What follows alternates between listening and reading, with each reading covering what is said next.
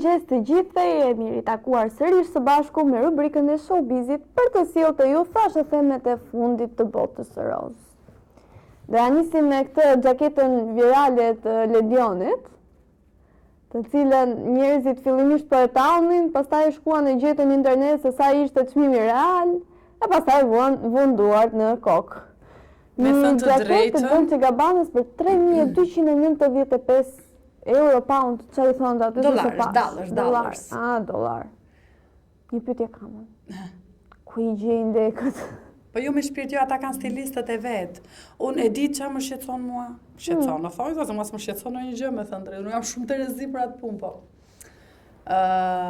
Një ditë po kërkonim të kanatierën gri në shtëpi për babin. Ja pas trovaj Ledionit. Ja pas Ledionit, tash si ka mundësi që se gjetëm dot atë ditë. Lutem shumë, ai ka stil. Stili veshjes ishte shumë skandal. Ndërsa përsa i përket modeleve të veshjeve, patjetër që unë për shembull kur shkoj te stilistja ime, marr gjithmonë modele një fustani Dior, që nuk ka mundësi ta blej, por shkoj dhe i them stilistes time që të ma qepi, dhe patjetër ajo është shumë e talentuar dhe e nxjerr njësoj. Jam dakord, po nuk po merr mendja të bëj Ledioni nga këto fallcët. Po nuk ka kohë Ledioni të shqiptarët mi, ama mos më hap arkun, mos t'ia filloj. Po flasim për Big Brotherin, na kërkoj miliarda. E qa pastaj ku ka kohë ti iki deri te Dolce Gabbana për ta bler? Pa e ka pas në shtëpi, e ka gjetur kështu në dollap se kur ka ndruar garderobën, që tani po vjen vera. E ka thënë kjo është ajo është drejta ta mbaj se do na duhet. E ka gjetë në një cep dollapit aty. Ua, shi qa gjeta, e kisha harruar fare që i kisha. Unë mendoj që stilisti që vesh edhe prezantuesen e më parshme Arbanën dhe Ledionin në këtë sezon nuk ka shije fare. Arbana një herë me ato xhaketat e saja më të mëdhaja. Po. Nuk më pëlqente, më vjen keq. Por i shohin këta prezantueset e Big Brotherit her pas here na dalin veshjet e tyre dhe çmimet marramëndse. Qoftë një bluzë Arbanës, qoftë një xhaketë e Ledionit, që ato lekë. Mirë, pana zënë dhimbja e kokës që në pikë të mëngjesit, kalojmë pak të informacionit tjetër. Atëherë, Valbona ka dhënë intervistën e saj pas daljes nga Big Brotheri, ku ka folur pak për Laertin. Ka folur pak. Tani, ajo ka folur shumë se Laerti ishte loja e saj. Tregoi se kishte pëlqim për Laertin, kishte pëlqim për të dyve, fillimisht ta nisi si lojë, po më vonë u krijuan ndjenjat reale. Dhe dha dhe deklaratën se Laerti pas ka kërkuar Valbonës ta puthte në një cep të shtëpisë ku sipas tij nuk e kapnin kamerat. Çfarë mendon ti? Ku dëgjon, unë vetëm gjë që dua të mendoj në raport me Valbonën është shqyr që doli. Deri aty nuk e kuptoj si shkoj. Pas një lloj merite, pas një lloj loje, të paktën Valbona mendova sikur do kishte atë rolin e Ilnisës, por jo. Ishte një vajzë e qetë, e qeshur, jo negative, as pozitive, neutral domethënë. Kështu që doli. Të them të drejtën, shikoj se dhe mua personalisht nuk më ka pëlqyer Valbona.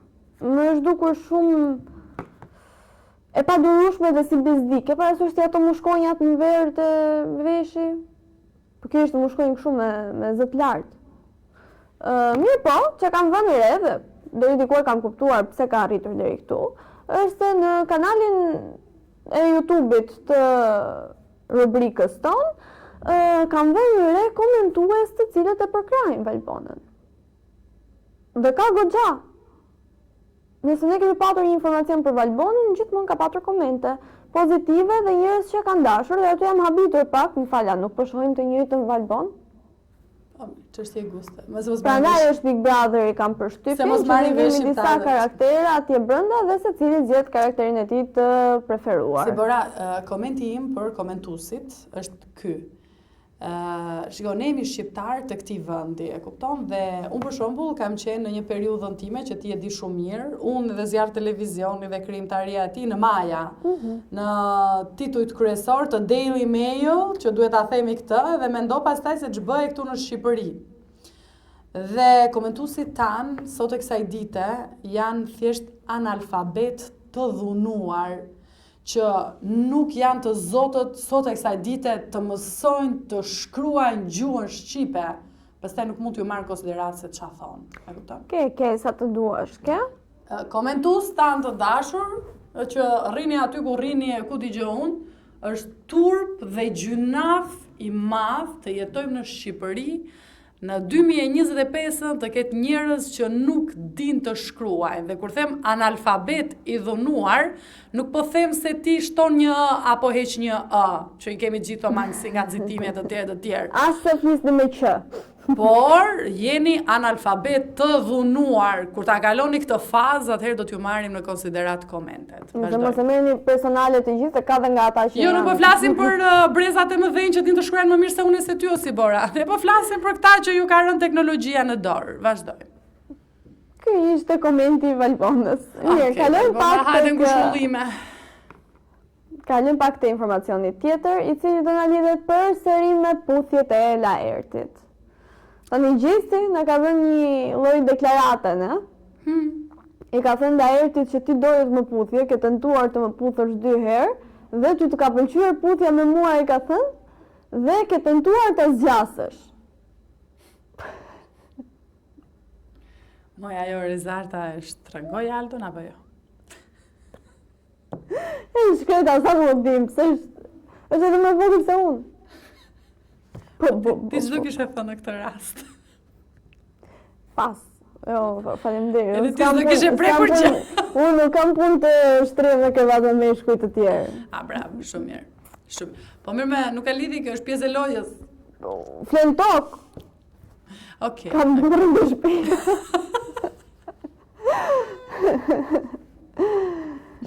Do me thënë, Laertit i kishte pëlqyer puthja me Gjestin. Po mirë se po. Gjesti është lojtar shumë i mirë, i talentuar, kështu që e bën edhe për lojë këtë gjë.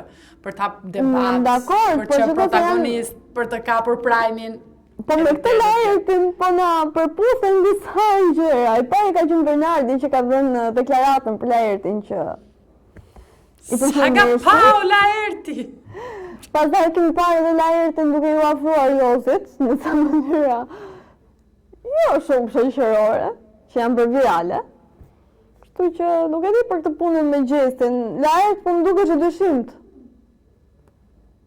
Hajde Laert, ngushëllime ti. Puth Gjestin, puth Valbonën, Puth Aldon. Puth Aldon. Gjeni të puthën më Laert. Më shumë puthje ka dhënë Laerti se sa Gjesti me Eglin. Shumë mirë e bën, të puthësh nuk është gjë e keqe si Bora. Është dashuri, mbi të gjitha. Varet ku. Mirë. Varet ku. E po tash i ka kaluar 5 vjet ai, tani ka pe puth. Qa do humbje ai tani? Në këtë moshë jemi si shqiponja. E zgjedhim. Pastaj kur vete në moshën e pullumbave vetëm Mirë, kalojm pak edhe te informacioni i fundit i përgatitur për sot, sa unë nuk ja kam nisur duke qarë. Atëherë, kjo do na vi me Angel Shkirën, e cila, siç e kemi thënë, është në pritje të ëmbël. Angeli atëherë ka bërë baby showerin bashkë me Daxin dhe janë sërish në pritje të një djali. Hami dreq, se na trembe. Do të kishin gocë. Po pse jo? Për këtë do qashtim. Jo, do qaja për Laertin. Që filloi po na bën për qarë. Me 3 burra kjo, e fort pas ka qenë kjo, më të mbajnë 3 burra në shtëpi? Po pra. Mam tuna është Angeli. Pra. Po mirë se Daxi ishte i butë kështu, ndihmon kam përshtypjen. Po çfarë do me thënë kjo vjen e trashën me shkut kollaj ose si Bora. Atë një gjë, më pëlqen shumë Angeli në këtë shtatzanin e dytë. Sepse të jem e sinqert, në shtatzanin e parë pësoj disa deformime të trupit, të cilat janë shumë normale për femrat, por kam përshtypjen që dhe ajo vetë e kaloi keq. Okej. Se duke qenë një femër shumë e bukur. Prapë e bukur është edhe shumë inteligjente. Prapë shumë e bukur, shumë inteligjente, shumë e fortë, luftëtare, edhe nuk e di, më pëlqen pamja e familjes tyre. Po mirë, siç duket janë në një moment më të vërtet shumë të mirë. Po tash ti bëjmë edhe një gocë, se ka nevojë Angeli për një shoqe. Okej. Bëj edhe një gocë Angel, mbaro për shpejt e hajde o burra. Dëgjoj edhe si Bora. Ndërkohë si Bora e veshur me blu dhe i kërkon të bëj një gocë. Po unë prandaj u vesha kastile që të shpallja, po, të shpallja çfarë kishte fëmijën e Angeli. Mirë pra. Mirë, ne ju falenderojmë që ishit me ne sot. Ne do të ritakojmë sërish ditën e nesër me të rejat e fundit të showbizit. Po ju lëm në shoqëri të programit të mëngjesit. Mirupafshim. Kënaquni.